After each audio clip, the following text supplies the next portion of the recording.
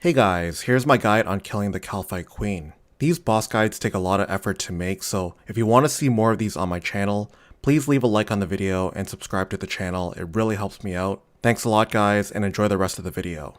Also just a reminder that all my videos are segmented into chapters in the video player, and you can click the arrow to have all the chapters posted on the right side. Let's start by talking about recommendations. This boss is pretty hard to kill, so the more recommendations you have completed on the list, the easier this boss is going to be for you. First, if you complete the Hard Desert Diary, the ropes become permanent on the entrances. If you plan not to complete the Hard Diary, make sure to have lots of extra rope in your bank. Second, there is a very useful shortcut in the cave that saves 30 seconds of running. It requires 86 agility in the Elite Desert Diary to use, but if you don't have it done, you can drink a stamina dose and take the long route. Third, we'll be using fairy rings pretty frequently, so completing the Elite Lumbridge and Drainer Diary will save you an inventory space every trip. And just some combat recommendations, but having expensive strong melee and range gear is a huge bonus. The Karis Partisan from the Beneath Cursed Sands quest is one of the strongest weapons against Kalphite Queen. It's a pretty fast quest to complete, and the stats of this weapon actually rivals and surpasses the Inquisitor's Mace. Having at least 75 range for a Toxic Blowpipe helps tremendously for the second phase of Kalphite Queen. I of course provided other options if you don't have that weapon, but the Blowpipe here is extremely useful. Also very useful is 74 Prayer for Rigor and 70 for Piety will save you a lot of time and supplies. Having a high HP level will also be very useful. The higher our HP, the less we will have to eat and the more damage we can output onto the boss. Vengeance is also very useful at 94 magic to reflect high amounts of damage back, or alternatively, you can also resurrect thralls at 76 magic after the Kingdom Divided quest. Last but not least, having access to high level food like anglerfish and manta rays, potions like divine ranging and super combats, and also having 500k in the bank to pay your gravestone fee, having extra teletabs and Draymond staffs in your bank, combo heals and staminas for looting your gravestone just in case, are all very nice things to have prepared in the bank before you actually go fight the boss. So we're now going to go over how the boss works so you know exactly what to do once you're in there. First, there are two phases to Kalphite Queen. Both have 255 hit points and attack with an attack speed of 4. If you're using a weapon that's slower, like a Dragon Warhammer or Elder Maul, you'll take way less damage if you run underneath the boss after each attack and trading hits 1 for 1. Flinching is another technique a lot of lower level players use, but can only be done with melee weapons. Flinching is essentially standing underneath the boss and waiting for the health bar to disappear before attacking it again. By doing this, it basically freezes the boss and it doesn't attack you in this phase. However, flinching is very slow DPS and it really only works well if there are a lot of workers surrounding the queen. Anyways, in phase 1, you're fighting the beetle version that's weak to crush attacks and also has protect from magic and ranged on simultaneously. In this phase, wearing good melee armor, using a good crush weapon with protect from magic on is super effective. If you're a lower level, you can also do the 1 for 1 method like shown before with a slow crush weapon, or you can also do the flinching method. Once you've killed phase 1, it'll switch to phase 2 which has protect from melee on whilst also being weak to ranged and magic attacks. As phase 1 transforms into phase 2, you'll have about 10 seconds to heal and armor switch before it starts attacking you again. The best setup to use in this phase is max range with a Toxic Blowpipe and Dragon Darts. If you have access to really expensive magic weapons like Tumikin's Shadow or Sanguinesti's Staff, you can also get very high DPS outputs as well. But that's pretty much all there is to it. In terms of the Kalphite Queen's attacks, both phases are identical. It has a standard melee attack which good armor can help with, but it also has a ranged and magic attack that can bounce from player to player, and it's crucial to stand away from one another if you're duoing or trioing. All three of Kalphite Queen's attacks can hit 31 damage, so it's vital to keep your hit points above 32 at all times. It's a pretty simple boss once you get the hang of it, and the example portion will show you everything you need to know to get your first kill. So let's move on to building our melee setup for phase 1. All of the armor is ranked from best to least best, the requirements to use the item is listed in red, and any important notes are written in cyan. I'd suggest pausing the video now to get your melee armor set up. This chart is for setting up your ranged armor switch in your inventory for phase 2. You'll find that some of the items actually coincide with the melee chart, so you may choose to match a few items to save a few inventory spaces. I suggest pausing the video now to put those ranged pieces in your inventory. Like I mentioned before, you can also use magic for phase 2. I prefer using range because it's a bit cheaper, but magic can still be very effective here if you have powerful weapons at your disposal. But go ahead and pause the video now so you can set up your magic switch in your inventory if you're using magic. So here are two really good example inventory setups. The first one I recommend to most people to use because it's very money efficient. It's great for doing 1 to 3 kill trips, and just refresh your stats at your POH or Ferox enclave when you're out of supplies.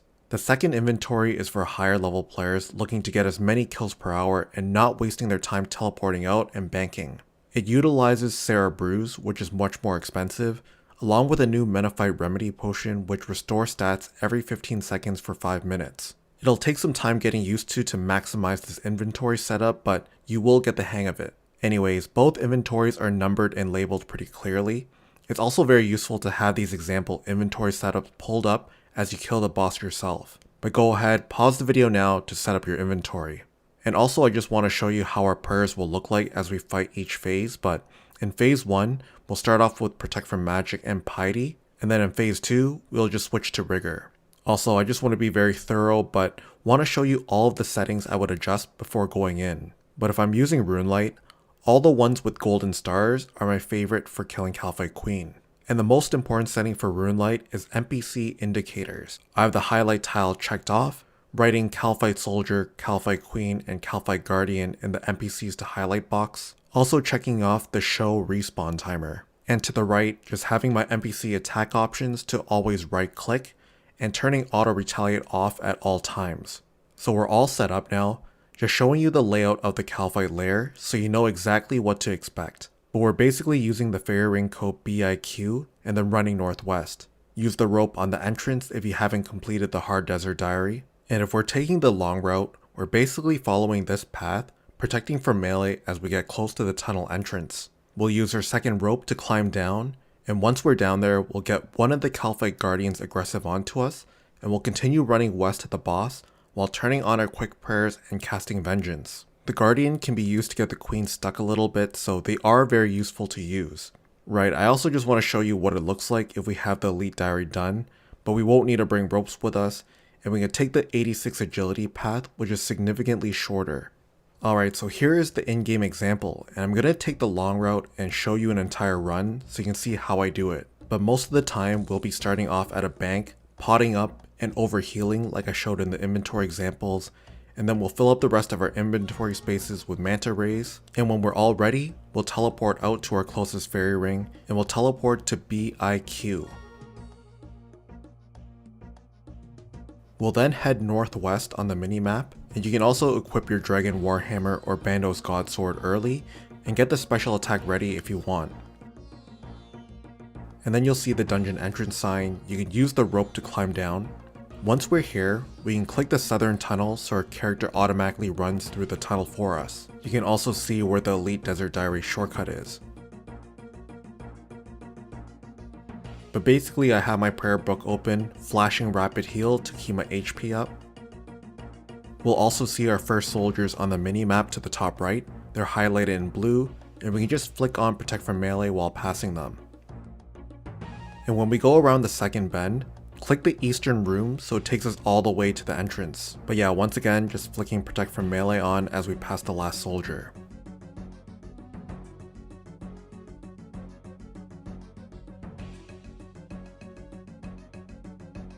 So we're getting close to the entrance, turn on Protect from Melee, and then use your rope on the entrance.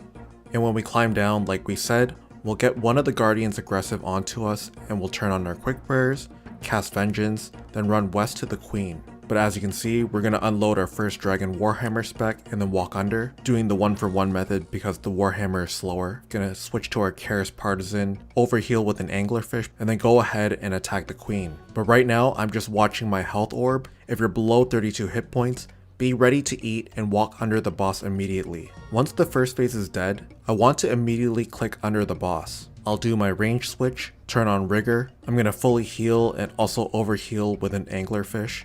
So I'm just going to cast Vengeance and then go ahead and kill the boss again. So I'm going to do the exact same strategy, watch my HP, don't let it fall below 32. Just watching my Vengeance timer very closely. You can hover over the food and walk under the boss immediately if you need to. As long as you're standing anywhere inside the blue square tile around Kalphite Queen, the boss will not attack you.